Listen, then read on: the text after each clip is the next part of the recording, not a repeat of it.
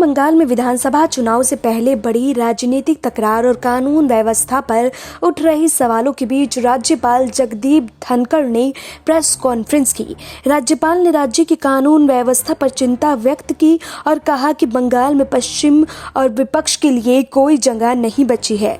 बंगाल के राज्यपाल ने सीएम से सवाल किया कि राज्य में कौन बाहरी है, उनका इससे क्या मतलब है?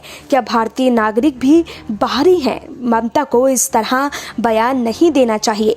उन्होंने कहा कि मुख्यमंत्री को आग से नहीं खेलना चाहिए, मुख्यमंत्री को संविधान का पालन करना चाहिए।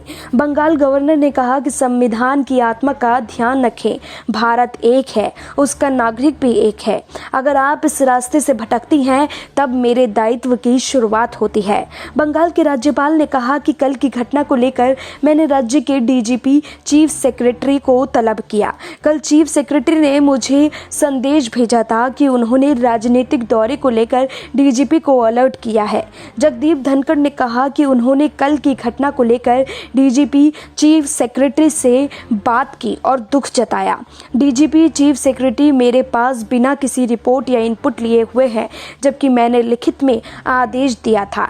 क्या राज्य की पुलिस राजनीतिक पुलिस हो गई है? राज्य के हालात बद से बदतर होते जा रहे हैं, सिर्फ भ्रष्टाचार ही चल रहा है।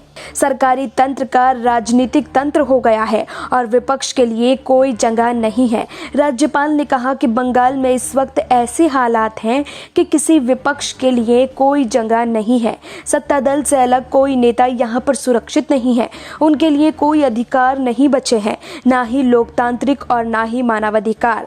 राज्यपाल ने कहा कि नियमों के मुताबिक मैंने राज्य के हालात की रिपोर्ट केंद्र सरकार को भेजी है।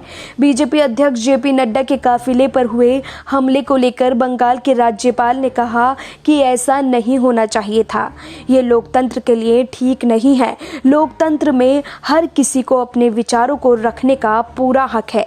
गवर्नर ने कहा कि मुख्यमंत्री किस प्रकार लापरवाह हो सकती हैं? क्या बंगाली कल्चर इस तरह बात करने की इजाजत देता है?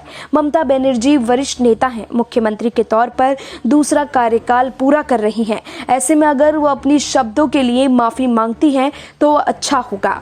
Bureau report SPN9 news.